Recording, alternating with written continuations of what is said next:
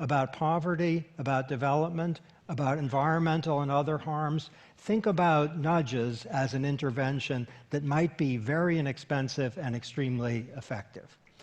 Okay, what we know from the last years of social science, forgive the word, social science, what we know from the last years of social science is that people don't always, and this is kind of intuitive, calculate probabilities and figure out what to do. They don't do that. What they often do is fall prey, we, to predictable biases and mental shortcuts. And this is a way, and I'm going to give you some examples, of giving concrete clarity to why the Nobel Prize was won in 2017 for the invention of human-centered economics. Human beings are standardly optimistic. 90% of drivers believe that they're better than the average driver. 94% of professors, and it hurts me to say this, believe that they're better than the average professor. If you ask a couple what percentage of the household work do you do, if the total isn't over 100%, you have a most unusual couple. And if you ask people if their senses of humor is better than the average, almost 100% of people say that. Optimistic bias is kind of a good thing, but it can create big problems if we don't take precautions. People also suffer from present bias. That's a way of saying today really matters, tomorrow a lot, next year not so much, and next decade not at all. This is actually hardwired into the brain, present bias, and it suggests that if we're talking about our health or our financial situation, we will often get into trouble because the future is a foreign country called Laterland, and we're not sure we're ever going to visit. We know that people often see subsets of situations and not everything. The Tale of the Invisible Gorilla is actually a study of people who are asked to count basketball passes. That's not that hard. And then they rewind the tape and they see there was a gorilla that came on the screen and started pounding its chest, and they didn't see the gorilla at all. This is the mirror image of the painted fly urinal, because there are often aspects of situations, it might be a medical condition, it might be a credit card, it might be a mortgage, that's like an invisible gorilla. You just don't see it even though it matters a whole lot to your life. A few years ago in New York and other parts of the country, people were really scared that they were going to get Ebola, even though more Americans had married Kardashians than had died of Ebola. And people weren't saying, oh my God, I might marry a Kardashian. The reason for the excessive fear of Ebola was people thought, I know of a case in which someone died. There was one case, and the existence of a case that's really available to the mind can make people hysterical, and the absence of a case, when you can't think of one, can make you complacent. It's called the availability heuristic. It means we might need a nudge. People hate losses, and gains that are equivalent in magnitude aren't as wonderful as a loss is terrible. A little tax at a grocery store for asking for a plastic bag greatly discourages paper bag usage, whereas a little bonus for bringing your own bag basically has no effect. People like gains, yes, but they dislike losses a lot more. Okay, we know from now years of work that simplicity is really important, that there is an architecture, choice architecture behind our decisions, whether we're on a website, in a government office, in a doctor's office, or working with friends in a place of employment. There's an architecture behind our choices. Here's an example. If candy bars are in a green wrapper, people who care about health and the environment will go for it, even if it's completely sugar-filled milk chocolate. It's green. They'll go for it. People will sign forms at the beginning. If they do, they're more likely to be honest than if they sign a form at the end. Because signing at the beginning, you're kind of on the line. Signing at the end, you might say, yeah, whatever. And that's choice architecture. Our decisions have an architecture behind them, and they really affect choices. I'm going to tell you now about two programs, government programs, that tell us something about the power of nudging. Children in the United States are entitled to free school meals, lunches and breakfasts, if they're poor. But children have not been signed up by their parents for reasons that we don't fully understand, but it has something to do with the fact that filling out a form to sign up for a program isn't the most fun thing, and it might be a little scary if the government is asking you to sign something. What would you do to try to get the kids in? The solution to get the kids in that the government chose, it's called direct certification. It's like automatic enrollment in retirement programs or in green energy. The kids are automatically in if the school district knows that they're poor. And I have a statistic for you that is somewhere north of 13 million at one point in the recent past. That's a number, but if you saw a tiny subset of that group of children walking into this room right now, I don't think there'd be a dry eye in the house. And the reason that program is working is because of a simple nudge. Just switch the default rule. Here's what was the US government's basic program for advising people of how to eat healthy. It's called the food pyramid. Imagine you're a student or a teacher or a parent figuring out what to eat. There's someone, it's not clear if it's a man or a woman, marching to the top of a pyramid, a little white triangle. Do you know what that white triangle is? Is that death? Is it heaven? Is it thinness? Then you can see various stripes. Do you know what the stripes are about? I work on this stuff. I have no idea. Can you recognize the foods that the US government is asking you to eat to be healthy? There's basically nothing that's recognizably a food, except on the bottom right. Can you see that? That's a shoe. Is the government telling you, eat your shoe? This was replaced by the food pyramid, which is basically clear and simple. It's a nudge. It says, make half your plate fruits and vegetables. This particular nudge is having a massive effect on outcomes all over the United States, and its advantage is its simplicity. Frequently, when people don't like guidance from anyone, it's because they don't understand it, not because they disagree with it. Here are three policies in the United States that have had massive effects. Automatic enrollment is increasing retirement savings by significant amounts for people who are going to be comfortable when they're unhealthy or old. It's working. Simplification of the form for financial aid has the same impact in getting kids to go to college as a several $1,000s increase in the subsidy. Simplification better than increasing the subsidy. Yes, taxpayers don't have to foot the bill. A little form telling people how much electricity they're using compared to their peers has the same effect in increasing energy conservation as an 8 to 20% spike in the short-term cost of electricity. That's a nudge. My final words are from maybe the greatest English language poet of the 20th century, William Butler Yeats, who said, "Do not wait till strike to strike until the iron is hot, but make it hot by striking." Now there's a nudge.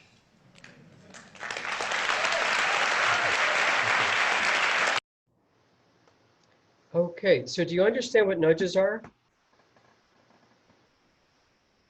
So-so. So-so. Jen, what about you?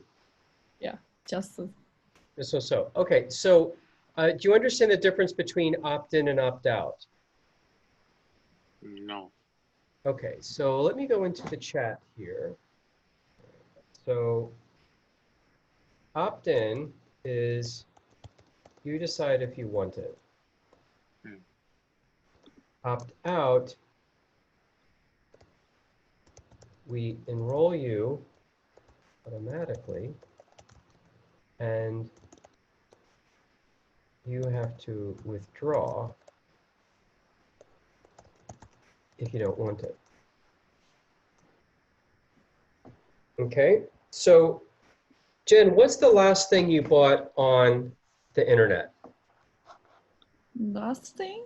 Yeah. The dress. You bought a dress. Yeah. Okay. All right. So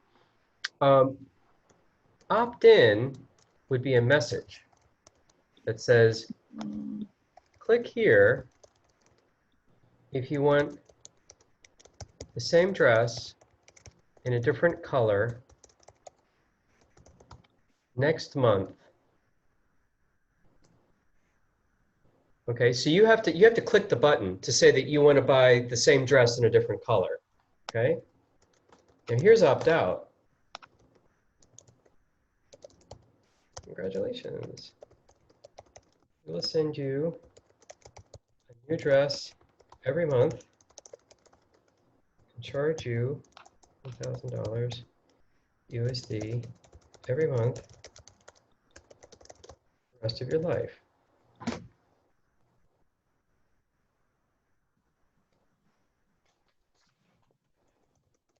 Click here if you don't want any more dresses.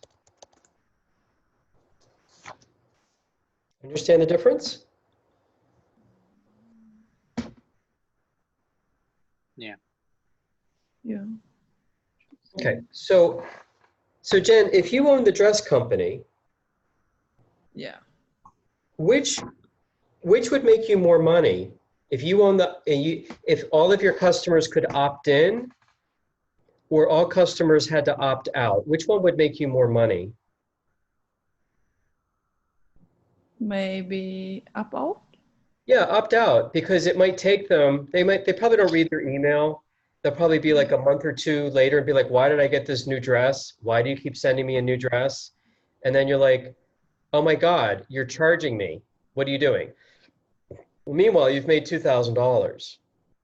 Hmm. So this is one nudge.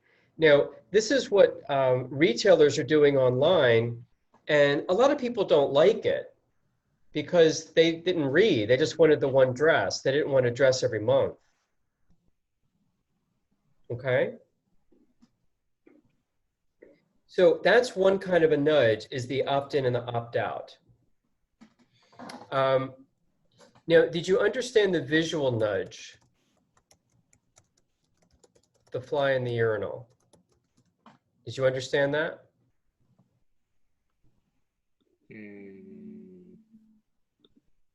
No. Okay, so when people go to a public bathroom, Mhm. they don't care because it's not their home. Yeah. So some of them pee on the floor. They don't really care. They leave a mess. But if there's a little fly in the urinal, Ah, yeah. men think it's fun to pee on the fly. Yes. But what happens is you're actually being cleaner in the bathroom because it's going into the toilet. It's not going all over the floor. Mm. But you're not telling people, hey, don't make a mess, because people won't really listen. Mm. So what you're going to be doing is creating a nudge on your own. So now here is the nudge unit in the United Kingdom.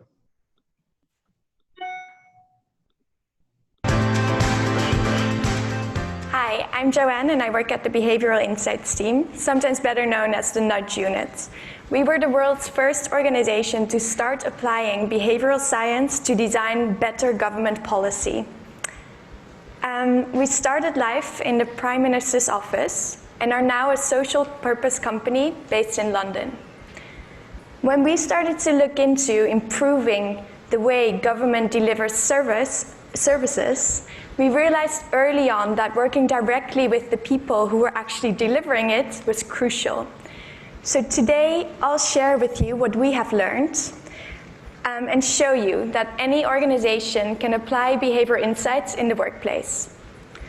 Because I'm a strong believer that no matter how successful your product or service is, success depends on the people who actually work with it on a daily basis. So the good news is that, like we've heard today, there's an ever-growing evidence base about insights that show what it actually is that makes employees happier, more engaged, and better able to deal with stress. So for example, helping others at work, having a friend at work, or having a boss you get along with have all been shown to be good for staff engagement. If you want to start applying these findings in your organization, there are 3 things you need to do. First, you need to find out what really works for your organization by testing it. Then, you nudge people into doing more of that. And lastly, you focus on making it bigger, so scaling up your intervention. So let's start with finding out what works. I'll give you an example of a project we ran where we wanted to make government employees happier. That's the only goal. So we got them to meditate. And we wanted to make sure that the program we offered them was suitable, that it actually worked. So we, like we do with a lot of our other work, and Katie introduced it really well, we ran a randomized control trial. So the idea is simple. We randomly assigned half of the people who signed up for the course to the mindfulness group, and the other half was placed on a waiting list group. So they would only receive the training later on. It was a 4-week mindfulness course. And then we measured what happened to these employees who participated. Like we expected, the people who did the mindfulness course showed increases in happiness. They were much happier after the course. During the same period, the people on the waiting list group also got happier, but not by as much. And this can be for a number of reasons. So they did know in this study that we were observing them because they were filling out surveys. But it could also have been something else, like the fact that the study took place over the summer. But the most important finding is that the mindfulness group was significantly happier than the waiting list group at this point. And that was a good reason to do more studies in this area, to use larger groups, and to use more behavioral outcomes. And it shows as well that you can't just roll something out and say, oh, it works. You need to know for sure what would have happened to the other group. So now that you start to learn about what works for your organization, how do you get people to do more of that? Like with mindfulness, for example, we know that helping others is good for employees. But simply knowing that something is good doesn't mean people are actually going to do it. So we wanted to test ways to get employees to give more to charity. And we like a challenge, so we tried to get this guy to donate more. We worked with a large investment bank and raised £500,000 in one day. How did we do this?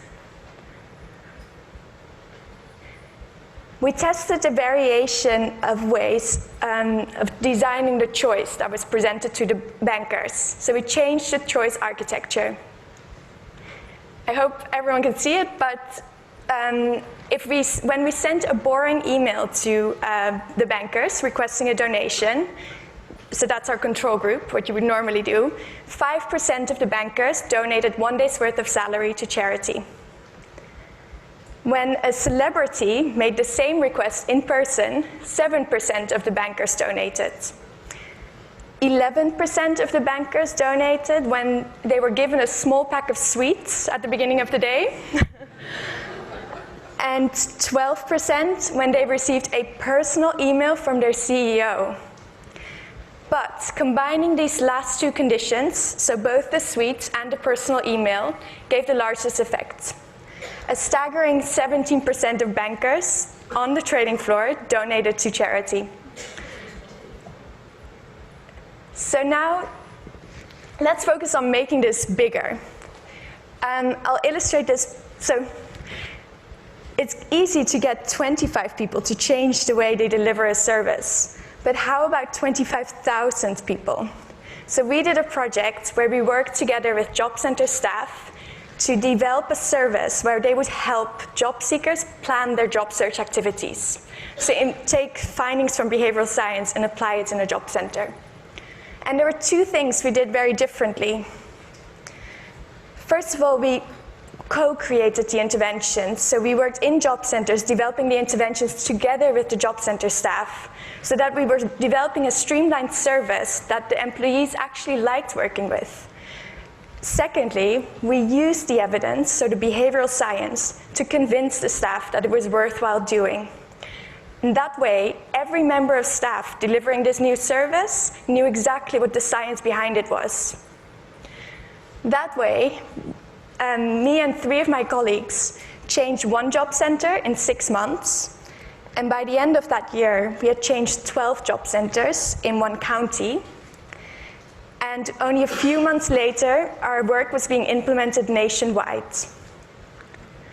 So, to recap, if you want to start applying behavior insights in your organization, focus on finding out what works by testing it, then nudging people into doing that particular thing, and then making it bigger.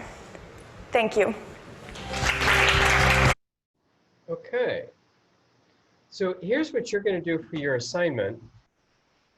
You're going to be making an ad campaign, which is going to be from the content of the lectures or anything you find on the internet, anything you like.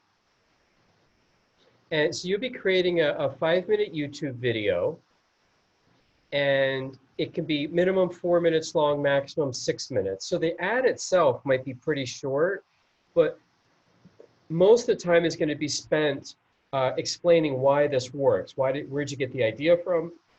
Why do you think the logic is solid? And what do you think is going to happen when people see this? Okay? So at this stage of the class, you know a lot about psychology. So you're going to show us the ad. It could be a TV commercial that you make. It could be a print ad that you create as well. And I want to know, what psychological or sociological concepts are you using for the ad? Why do you think it's better than some other method? And you can create more than one ad. Once you get one, you might come up with 2 or 3 more ideas. So it's okay to have more than one ad. So if you have one complicated ad, you can go in depth for 4 to 6 minutes why that would work. And you could just simply talk on the screen, showing PowerPoint slides, so it doesn't have to be too fancy. It should be easy enough to understand that a stranger who listens to the video would know what you're talking about. So don't just start in the middle, hi, here's my nudge. You have to explain, this is what a nudge is. Now, I'll give you an example of a nudge, and this was for Sandy, who's not here today. That let's say that you want to sell makeup, okay? And you go into the store, and you have this really awful lighting. It's fluorescent lighting. You know, everyone looks bad. Your skin just looks blotchy. So what do you think would happen if you walk into a makeup store and you try on the makeup, but it's with fluorescent light and you look like crap? Are you going to buy it or not? No. No, because it doesn't look any good. But the makeup's the makeup. You can't change the makeup. But how could you make the makeup look better?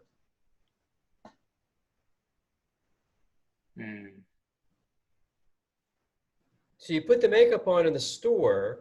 You know that fluorescent lights make it look bad. What would you do instead? I will change. You change. Okay, so what? So you'll get rid of the fluorescent lights. So now we're in the dark. Now we can't see anything. What kind of lights would you put in now? Bright. Bright light. Bright light. Jen, would you put in bright Yeah. light to look really attractive with makeup on?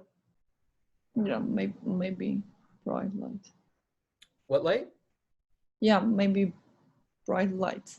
Bright light. Okay, so you have a choice of a bright light. 1 second here. Hold on.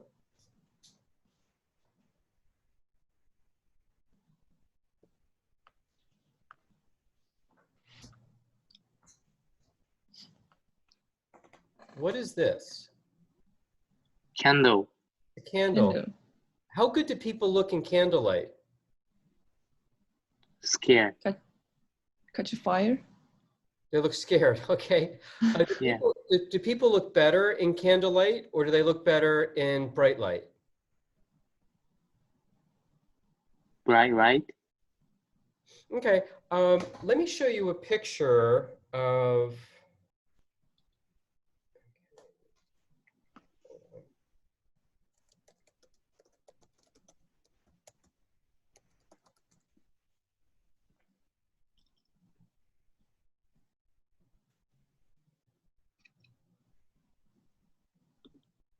One second here.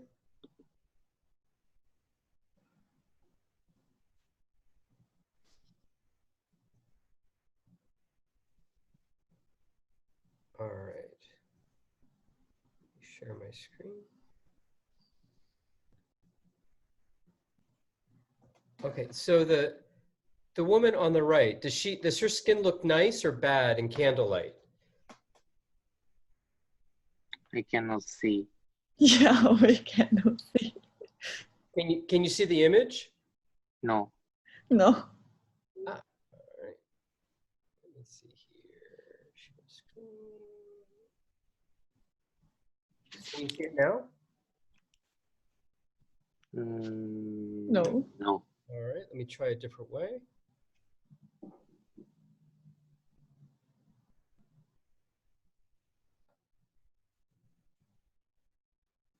Yeah. Oops, there. Yeah. So how does she look now? Better. Better. Okay. So if you had the choice, if people aren't buying your makeup because you're using fluorescent light, what do you think of switching it to candlelight? Good. Yeah. So that would be the nudge. Oh. So it's not a big difference, but it's enough to change someone from buying something to not buying something. So I'd encourage you to think about, like for makeup with Sandy's company, that maybe what would be really interesting is that you know it's her cosmetics when you go into the department store because everything in there has candlelight. You ever seen candlelight in a department store before? Yeah. It's kind of rare, but it's interesting. People remember it. Like, oh, where'd you get your makeup? Oh, candlelight makeup. So people remember the candles. They're going to remember the name of the makeup. And when they go into the store, they just look for the counter that has the candlelight. So it could just be sort of like this thing that stays in people's minds. And all you've done is taken out the light bulbs and put in candles. So it doesn't have to be a big thing. It could be a small thing that has a big impact. So here's the book nudge. This is what it looks like if you want to go on the internet and look for a book summary of it. And I'd encourage you to take a look at YouTube videos on nudge, but I have a bunch of nudges here for you, okay? Now, what is the nudge here? What is it? What are they doing? What are they trying to get you to do? Shooting. Okay, so you're shooting basketball, okay? Yeah. Is it what's their goal? What are they trying to get me to do? Dump correctly right side. Yeah, so they want me to put the garbage in the right bin. Yeah. Now, why do you think they're going through so much effort to do this? What do you think the problem is?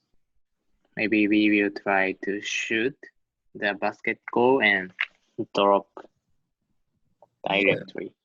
So what they're doing is that they're making it a game. So what's happening is that people aren't throwing their garbage away. They're dropping it on the ground. They're not recycling. That's the problem.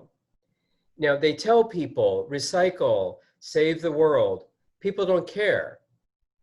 It's not working. So they have to do something else. So they turn it into this game. And the game is basically like, you know what? I like to have fun. So I'll go have some fun. So all I'm doing is I'm just having fun. You're getting the benefit of me recycling. I don't think I'm recycling. I think I'm playing basketball. So you see how the nudge is changing my behavior? I still don't care about the environment because if I did, I would be throwing my garbage away, but I'm not. But what do I care about? I care about basketball more. Okay, guy likes basketball. He doesn't care about the environment. We need him to stop throwing garbage on the floor, so we'll turn it into a game. Okay. Now, here's another one where as you take the paper towels out, you start to see the color of Africa changing color. Okay. Now, this is saying save paper, save the planet. So what does it mean to you when these green towels start to go down and Africa turns black? What does that tell you? What's the message? Looks like getting destroyed. Yeah, you're cutting down all the trees in Africa. And it's starting to show that you, because you're pulling the towel out, you're cutting the trees now. It's you. It's not the trees are somewhere in Africa and I don't know about that. It's, oh, I'm pulling out the towel. I'm cutting the tree down. So maybe I only use one towel instead of 10 towels to wash my hands. Mm. Okay? This one we see all the time. Yeah. Now, what's the nudge? What are they trying to get me to do? They want me Choose to one. get 39. Yeah, and how are they getting me to do that? Most popular. Yeah, do you think it's the truth? No. No, maybe. Might not be, yeah. But do you think it'll work? Yeah. Yeah, some people. Mm-hmm. Now, what's different about it that's making you choose it?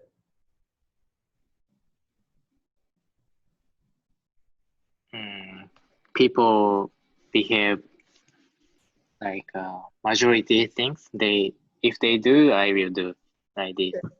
So what are you seeing here that's making you choose it? What specifically are you seeing? Most popular.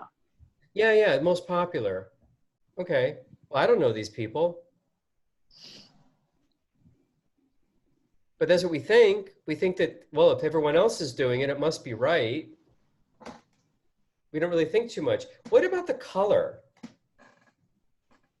What color Green, do you see here? maybe. Yeah, Yeah, green. green. What does green usually mean? Nature. Nature. Yep. What else does it mean? Think about driving. Safe. Go. Go. Yeah. And what does red mean? Stop. Yeah. Stop Why do you now. think the red is there? They don't want. Yeah. They don't want you to choose it. So they put red there. But did they say anything? No. No. But you know what red means. Stop. Now, why do you think the green is bigger than the red? Does the size mean anything? Attention. Get attention. Yeah, attention. Better. It's bigger. Bigger's better. So a lot of people, what they're probably noticing is that most people are going for the $19, but they're putting a little bit of red here to stop you. But they don't want to say that. So instead, they make the green bigger and better, most popular. So they're doing three things. Green color, green means go. It's bigger, so you see it. And most popular, you read it. Oh, if everyone else is doing it, it must be good for me too. So there's I would go 0. yeah, they just, they do. Yeah, I get it. Okay. Now, what's this one doing? What's the nudge here? I know this. Losing weight.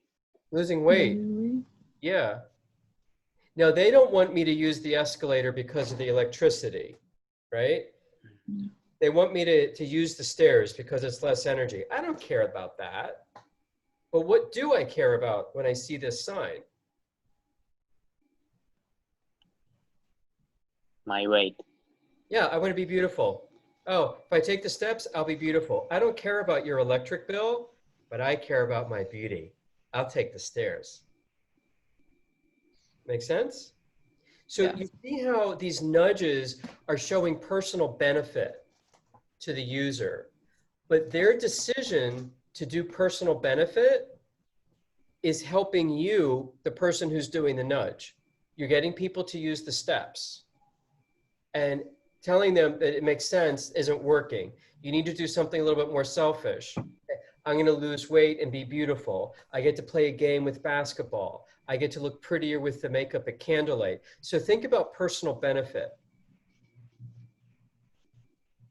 Now, what about this one? What's this nudge doing? How to ride escalator. How to ride the escalator. Yep. Now take a look at this. So this is normal time before COVID, right? How would you get people to do social distancing with COVID?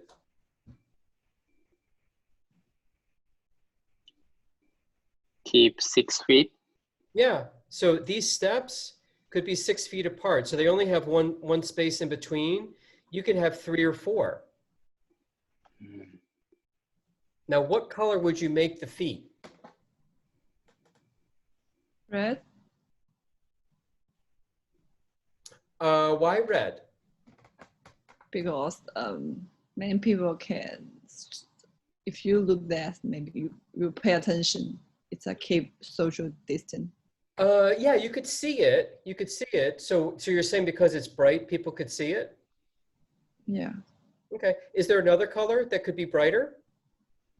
Yellow. Yeah, yellow would work. So looking for a bright color, that's fine. Yep. What do you think this is Oh. doing?